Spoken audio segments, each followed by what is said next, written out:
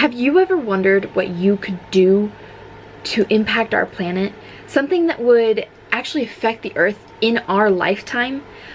Or have you ever had issues with your weight or your health, but none of the usual diets help? There's an answer to all those questions and curiosities, and that is to go vegan. There are multiple types of vegetarianism. There is the classic vegetarian that only doesn't eat meat, but will still eat eggs and dairy products, such as butter and cheese.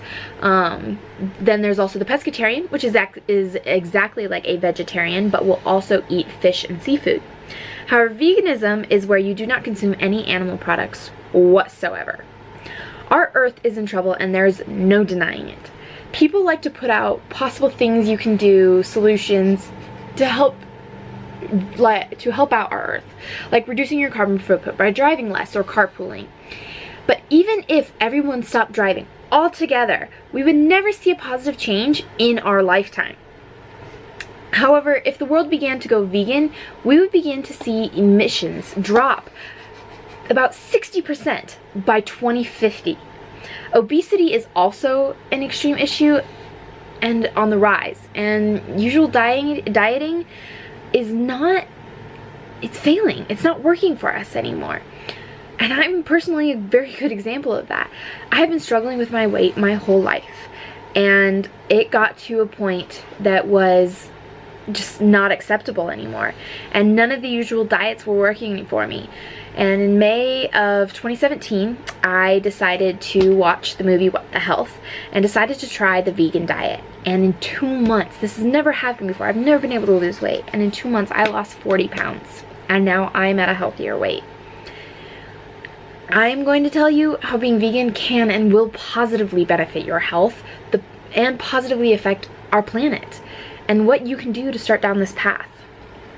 So when we get into the health aspect of it, that is where people have a lot of issues. They think it's not a healthy lifestyle. However, it is a much more healthy lifestyle than consuming animal products.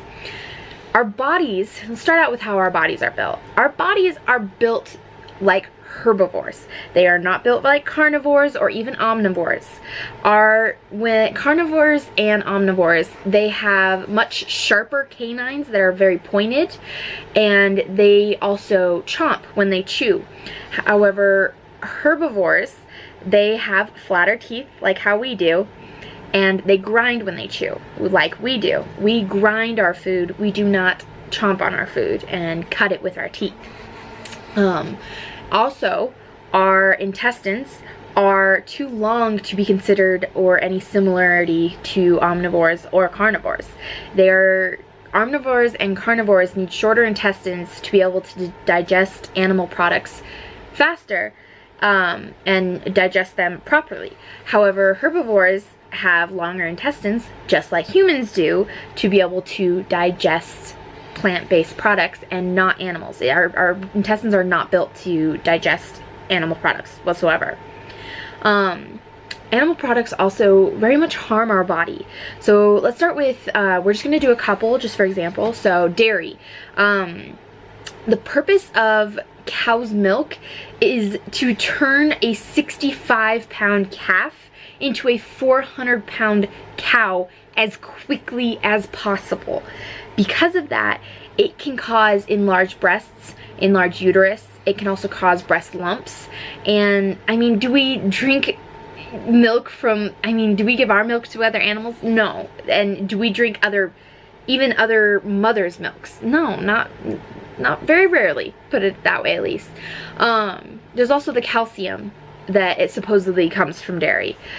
However, the animal protein from the dairy or any other form of animal protein from animal products is so acidic that the only way your body can compensate for the acidity in your blood is to take calcium from within your bones.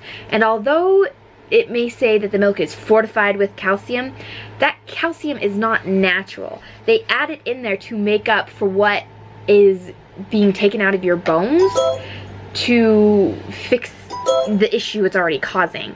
And so it's not really helping your bones or building your bones any stronger. There's actually been doctors that have told their patients not to consume any form of dairy, whether it's cheese, milk, butter, it doesn't matter what form it's in, it still is harmful.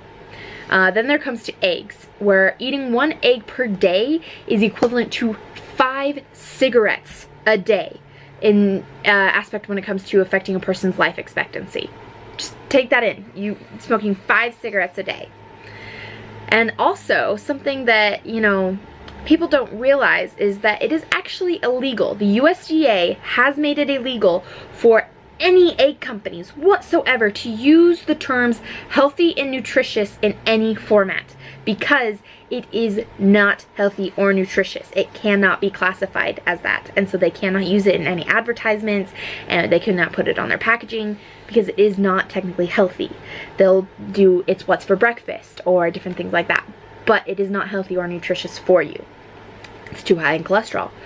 Then another aspect that a lot of people are concerned about when it comes to going vegan is vitamins and nutrients, getting enough nutrients. Well, all the vitamins and the nutrients that we get from animals is actually what they get from the plants that they consume. So we are putting a middleman where there doesn't need to be one. We are eating and consuming the middleman. 45% of the non-vegan human population is B12 deficient, compared to almost 50% of the vegan population is B12 deficient. Meaning, everyone should just take B12 vitamins because it's equivalent of how deficient they are in B12. It doesn't matter whether you're vegan or you're not, or you eat meat. There's still the same similar amount of deficiencies. Then it comes to omega-3. People are concerned about omega-3. You put just a small amount of flaxseed in, say, a smoothie. That is equivalent to having an entire piece of salmon. And, I mean, not everybody eats fish every day. So, omega-3, you might even get more omega-3 being vegan than you would being, say, not vegan. Another issue is zinc. As long as you get broccoli, you'll have plenty of zinc. If you are that concerned about the vitamins and the nutritions that you are getting, take extra vitamin pills. It's not that big a deal. They're not that expensive. And honestly, we should all do it, even if you do eat meat, because we could all use the extra vitamins. Then there comes the medical issues that come from having a meat eater's diet. So, being on a meat eater's diet, there's actually about the four out of the 5 leading causes of death in the US are directly linked to being caused from animal products. So some of those are diabetes, cancer, and heart disease. By consuming 1 serving of processed meat a day, you increase your risk of developing diabetes by 51%. Dairy has been linked and is linked to many different types of cancer, including but not limited to breast cancer.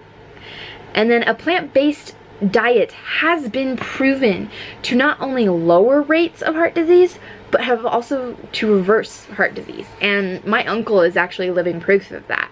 He was a huge meat eater, and he was going to have to go for a double bypass and have extreme heart surgery. And now he doesn't anymore because he decided, his wife researched it, started going on a plant-based diet, and he is so healthy now that the doctors were amazed. So, I mean, it really can do wonders for you. And then we get to the environment aspect.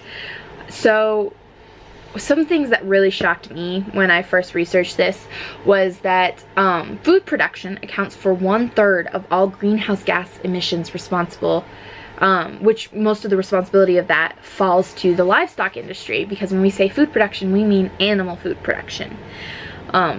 Raising animals for food produces more greenhouse gases than the entire transportation sector. I mean, that's crazy.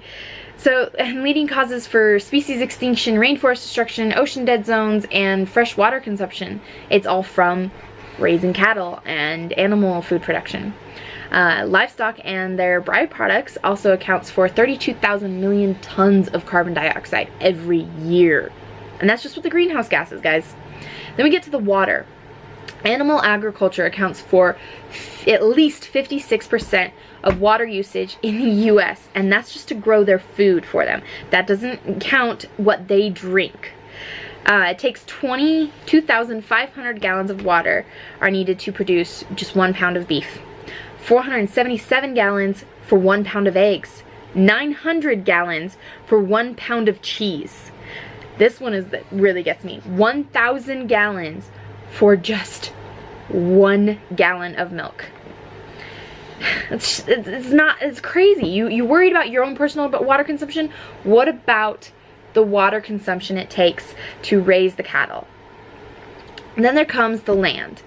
1/3 of all non-ice covered land is used by livestock or livestock feed. Livestock covers 45% of all land. 2,500 dairy cows produces as much waste as a city of 411,000 people, or 130 times more. 1.4 billion tons from meat industry yearly. That's 5 tons per person in the US. And I'm not saying get rid of animals altogether. I'm saying if we stopped trying to mass produce the animals and just let them live naturally and have less of the cattle, less of all of that, but I'm not saying go extinct, but have less of them, we could really start to save our planet. So what you can do is just start trying to substitute different food products that you get. For example, you can get vegan butter that literally tastes exactly like butter. I was eating vegan butter before I knew it was vegan butter. And there's also different, so just start replacing different kinds of things. Your protein, if you have protein shakes, there are vegan protein shakes.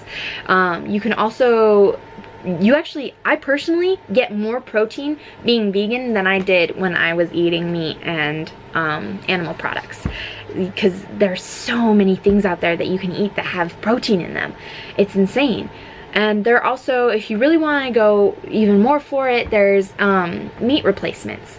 And honestly, they taste just like the meat. It's kind of scary sometimes. My sister and I have had to double check that we didn't buy actual meat because it tastes just like it. And there's so many different cheese replacements. Just start out small and build your way up. Just start replacing your everyday items with vegan items that taste literally just the same. You don't have to change the way you eat, just change which products you're eating so you're not consuming animal products, and that can really affect and help our planet. Our planet and our health are in danger. It's just a fact. The tradition and the social concept of consuming animal products is causing health issues with weight, diabetes, heart disease, cancer, and many others.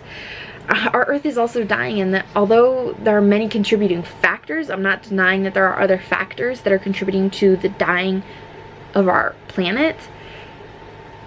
Agriculture, animal agriculture, is the main and major one that needs to be fixed. If we don't fix it, we're never going to save our planet. If the world began to go vegan, then we would see a drastic change in our environment by the year 2050. Could you imagine 2050, just having cleaner air and having a better environment? We could begin to save the world if we consciously decide to stop consuming animals. That's all it takes.